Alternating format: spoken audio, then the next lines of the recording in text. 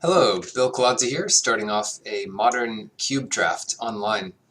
This is the first time this particular draft has appeared, and it's not Legacy Cube, it's not Vintage Cube, it's not Powered Cube, but it is a fairly straightforward, evenly distributed color cube of pretty high power level, all the modern all-stars. So let's see what we can make of that. Still, we see some powerful individual cards, but it's not supported by any amazing combos. There's still a few around, or fast mana. But you can ramp in green, that's still a thing. Jiraga Treespeaker is still amazing. That will probably be the pick here, but we can also take a look at Student of Warfare as a good white weenie. Steam Vents is some fine fixing, and even Grey Merchant as kind of a finisher in a black Devotion deck. But there are some payoffs for ramping, and green is the best way to do that. So I'm happy with Jiraga Treespeaker here. And we can pick up Devoted Druid, because there's no big payoff card in this pack. Sower of Temptation is fine. Destructive Force could be okay, but generally that'll kill all of your hard work, because the ramp is in creatures. So yeah, let's take Devoted Druid, cut the strategy, and try to pick up some big finishers like Ulamog and whatever we can get our hands on. This is a queue, this is a single elimination draft, so it'll be similar to drafting with 7 people around a table, where you play against the cards you pass, instead of the leagues, which is a more convenient but less authentic cube experience. Okay, look at these packs. They're just Planeswalker symbols popping out at us.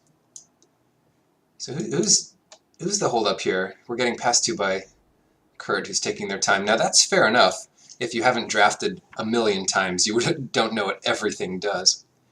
Now, Avacyn's Pilgrim is pretty good. No big payoff here, but there are a few decent removal spells: Electrolyze, Banishing Light, and Ulcerate. Cheap, efficient, good stuff. Cloud Goat Ranger, a crowd favorite.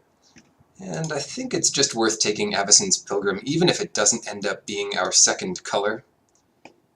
Just a 1-mana guy who makes one colorless is decent enough. And, who knows, maybe we do go white-green. Getting access to a few turn 1 accelerants can really be the difference between a deck that, the consistency of your deck. If you end up with a ramp deck that starts on turn 2, you're just that far behind. Okay, well, here is an interesting piece of ramp, Chromatic Lantern. It makes it easier to go into all kinds of crazy colors, which is fine, but some of the big payoffs are in green itself or colorless, and it's not always guaranteed you'll get this specific card to help fix the mana. That said, the other options here are like Treetop Village, which is probably fine. It's good against wrath effects, it blocks, it attacks, and it's green, so it works well with what we have so far to some extent, especially if we have like a double, we have some extra mana, we can put this down tapped. I'll take that here. It's not exciting. There are more powerful options like Glorious Anthem, but this sticks better to our first few picks. Rashmi starting to look like a payoff card. Arlinn Kord. This Planeswalker does a lot of stuff. You can transform it. It gives a creature vigilance and haste to plus. So if we do have a payoff later in the game, then this helps it attack the turn it comes in. And it also has a bit of an Anthem effect once it flips, Yeah.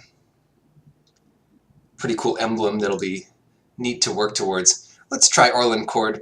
There are a couple green cards, but Farseek and Rabid Bite, yeah, not that exciting, and Rashmi's kind of exciting too, but I'll take Arlinn Kord here. Hopefully we can pick up, what is this, Prowler? Hopefully we can pick up, you know, some green-red finisher. Maybe Bonfire of the Damned is worth looking at. A lot of the strategies in this cube are creature-based, since there's not much of a storm theme or strict control. And it does attack planeswalkers pretty well, if they only have one out. So Sphere of the Suns is another option. Den Protector, generally fine, but if we're going into red-green ramp, the Bonfire is just pretty great. Also, this evening, I'm not sure when you'll see this video, but this evening Modern Masters 3 comes out. Modern Masters 2017, and this is one of the mythics that's coming back. They're printing the Miracles again. Polukranos, now there's a payoff card. Strangleroot Geist is fast and good, but not your high-end threat that wins the game on its own. So Griselbrand does kind of do that, but yeah, let's take Polukranos to use up all our extra mana and make a giant monstrosity. Similar to Bonfire, in that a lot of times you're killing a lot of small creatures with this. And giving it haste is nothing to shake a stick at. Ooh, Huntmaster. Okay, Fertile Ground, Reclamation Sage, but I find that artifacts aren't so prevalent in this. Vivid Grove, kind of cool for some extra fixing, but maybe we turn into some unfortunate, sad mid-range deck, and then Huntmaster becomes a lot better. Kind of a werewolf theme here. Druids, monks, and werewolves.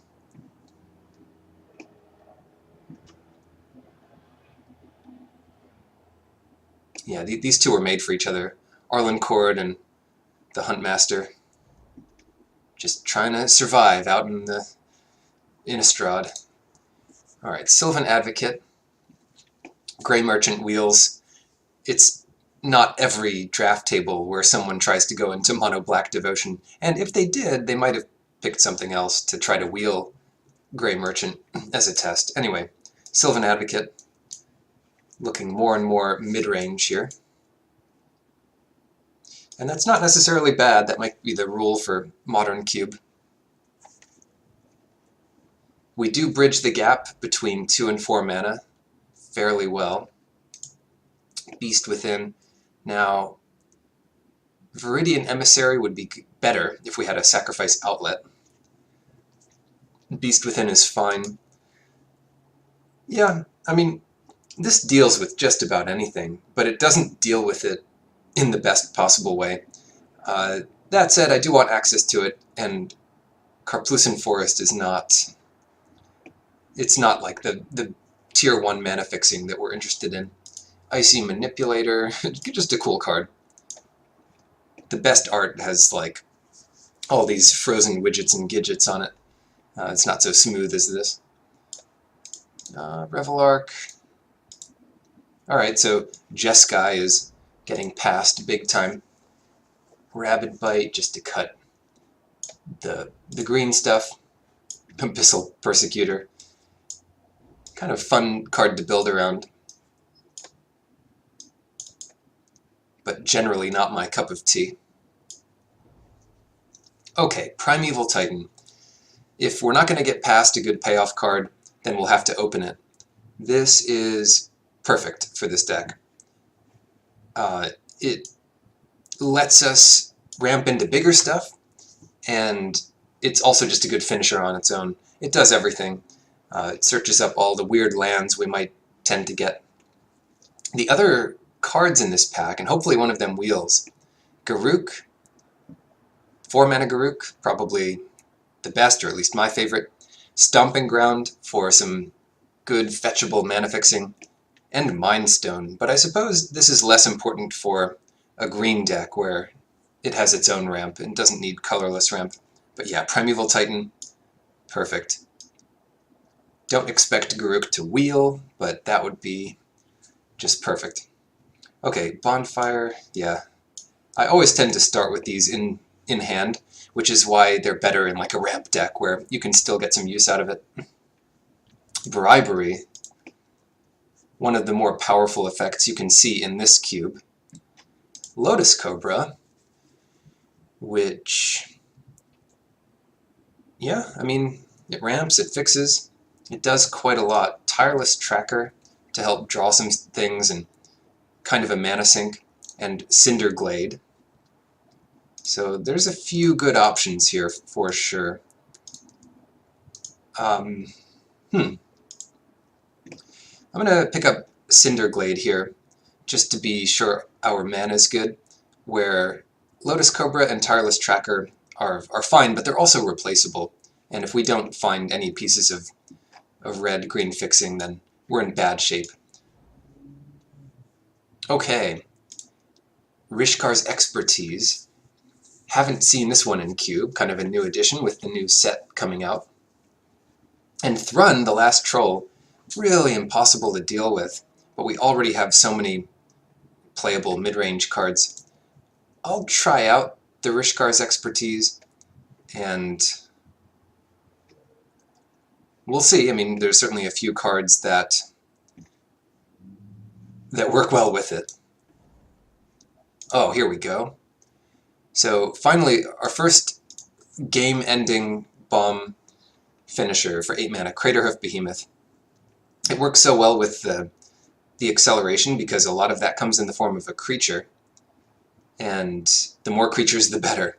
Usually, 3 or 4 creatures are good enough for a win, even if they're not all attacking. And the other difference in this cube is that they've put a lot of these vehicles in there. The Aethersphere Harvesters, the Smuggler's Copters, and Heart of Kirin's, which are better in cube because there's so many Planeswalkers running around to help crew that guy. That said, I'm not sure it's for us. It is definitely mid-range. But really, there's not much else here, unless we were to branch into white for Kazali Pridemage, or respect artifacts a whole lot with the Torch Fiend. But this is pretty bad artifact removal in green, because you're not always going to have double red on this turn. So, I'll just take the Harvester, and it's something we don't have to play against. And who knows, facing a Wrath, it could just be what you need. Arbor Elf, nice. Sure, so that's our third little 1-drop. And happy enough to find that. Chandra, Whisperwood Elemental. This has got to be the pick here. It can save your whole team. It's pretty good value and not bad with Rishkar's Expertise or Craterhoof in a pinch. Okay, oh, Hornet Nest.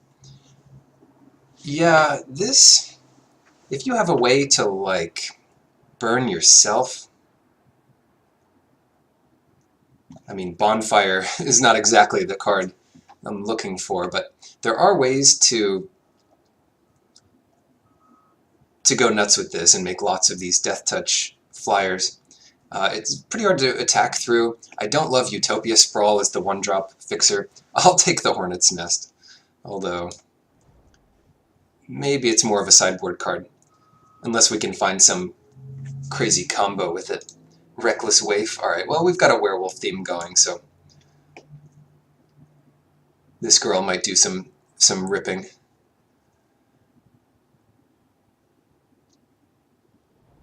Yeah, Innistrad, what a flavorful block. 2 blocks now. Kiora, alright. If some incidental fixing comes up, it's not too embarrassing to have a Kiora. This is not the Kiora I would choose. I'm not sure if they included the good Kiora, the Kiora that is actually a win condition, but I suppose this ultimate is also a win condition. It's just incredibly slow. Alright, Tasigur, can't just be passing Tasigur all the time. And Wrath of God would kind of suck for us most of the time. Hedron Archive, crazy to see this so late. I wonder what people are doing. might not be necessary for our deck, since we're relying on cheaper creature-based acceleration. But you never know.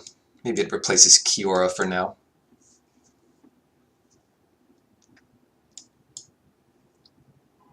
Gosh, what set was Kiora from? This is from Battle for Zendikar. Okay. Alright, Llanowar Elves. Gotta just keep taking these guys. Release the Gremlins, a great card. But this would be better in an older format, I think, like Legacy Cube, where you actually get a bunch of ramp and a bunch of artifact targets. Here, I'm not sure that we'll have consistent targets for it, but you never know. I mean, some decks are pretty heavy on the artifact theme. I'll go for Llanowar Elves. Iconic, does what we need it to do. No complaints about that. So it's definitely an upgrade for Avacyn's Pilgrim if we don't end up splashing any white. And it doesn't look like we're set up to do that yet. And I guess Draga Tree Speaker's better than Llanowar Elves here. Ooh, this is getting interesting now. We've got Mayor of Averbrook, and and that's a pretty good one. We even have a few humans, but that's not the important part. The important part is just getting some wolves for pretty cheap. Now, the other options are Awakening Zone, which is great with like Craterhoof Behemoth and things, but this is better with like Opposition. Acidic Slime, which helps deal with a lot of things, and the Caryatid. It's got to be Acidic Slime. We don't have great access to this effect yet, and just killing a specific land or something like that, it's one of the better things to ramp to in the mid-game. That might be an upgrade for Beast Within. Okay, here is Heart of Kiran, but another one that we don't necessarily need. Garruk as another Planeswalker, another flip Planeswalker at that, and Wolfir Silverheart, which does a lot of damage very quickly, and it works pretty well with Rishkar's Expertise. That might have to be it here, especially given that Arlinn Kord could give this monster haste. Yeah, let's take the Silverheart. This is a real Innistrad throwback draft here. Staff of Nin, powerful card draw with the ping that's usually much more relevant than you'd think possible. And the Eternal Witness as something to do on 3 mana. That's probably it here. Get your bonfire back. Ooh, Sakura Tribe Elder. We really are getting some of the best ramp stuff between this and the Tree Speaker. Now, Kiki-Jiki combos with a few things. Restoration Angel, the new cat, Felidar Guardian, and Pestermite, or whatever they still left in this cube. But yeah, that is definitely a relevant thing, is one of the few ways to infinite combo and win immediately. This is going to have to be the Elder, though. Ooh, and a Noble Hierarch. It doesn't fix red, and it might not be the pick, but it could actually be Bloodstained Mire here. We already have 4 1-drops. And this fixes 2 colors with the Glade. So, yeah, I can see that. We don't need to stock up on too many of these 1-drops when this only really helps us get to double green. Ooh. Oh, a couple good ones. This Nissa, not as good as the World Waker for cube purposes, but I suppose it's still fine. Then there's Wall of Roots. So which one? We do have a lot of good stuff to do at 5 mana here. I'm going to take Wall of Roots. Perfect. So we get Terastodon, another fine finisher for 8 mana, and Verdant Catacombs, but definitely want the Elephant here. This could be 18 power and toughness for 8 mana, and that is just a game winner. Game over. Precursor Golem and Garruk. Garruk wouldn't be too hard to splash, and we've got better stuff to do on 5 mana. This is another good power and toughness ratio to mana, where it's 9 power and toughness for 5 mana. It's one of the best deals you can get. But, I mean, Wolfir Silverheart could be 12, so it isn't better than that. Awakening Zone's back, so is the Mayor, and so is Voltaic Brawler, but we don't have any other ways to get energy, so it's just a very aggressive card, not necessarily a good card in our deck. So I'll take the Mayor here. Goes with our werewolf theme, Vraska. This has to be my favorite Planeswalker of all time. Certainly not the most powerful, but she does her job. The art is just nuts. I love this card. Can chill out in my sideboard. Traverse for, I don't know. At this point, we're probably not playing the cards we get. Well, we might have room for 1 or 2 more. I think that's a really late, the multi-kicker thing, but again, we don't need it. We have so many creatures that do a better job of ramping. The main reason to prefer creatures here is Craterhoof Behemoth. Even if they're not able to attack, like the Wall of Roots, they still count as another boost here. Alright, we'll probably have to make a couple additions to the deck. And we're not really in heavy white. Maybe we could splash black.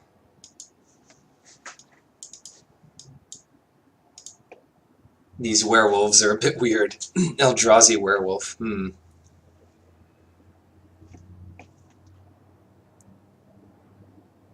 Alright, maybe it is just a werewolf theme here. Sorry, Vraska. Sorry, Garruk. Garruk number 2. We didn't get either of the other Garruks we saw. Or did we? Wait. Yeah, no, I'm not crazy. They are not in our deck. By converted mana cost, group creatures separately. The real question is whether we can afford to go down to 16 land because we have so many pieces of mana fixing. And I think the answer is definitely yes. We can definitely go down to 16. So what to cut here? And what to add, really? Could be the Harvester. This is just perfect against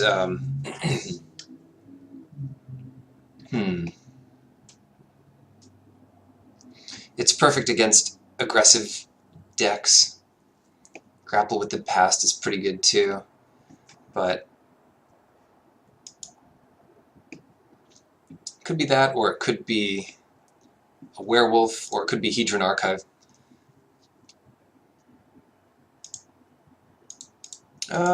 Alright, thought a lot about it. I'm going to take Hedron Archive. It could help ramp us, and we have a lot of ways to go from 2 to 4, but mainly it's just some good card draw in case we run out of things to do. So it's a little bonus in 2 categories there. Anyway, combine here. We don't need too many red sources for our 3 red cards. Maybe just a couple mountains and take out 3 of these to add our other lands. And that gives us plenty of sources for what we have going on. The Sakura Tribe Elder helps fix, and I suppose Primeval Titan does as well. So that's like 5 or 6 sources of red for our 3 red cards, and that should be plenty. So here's the deck, and I'll see you in the matches.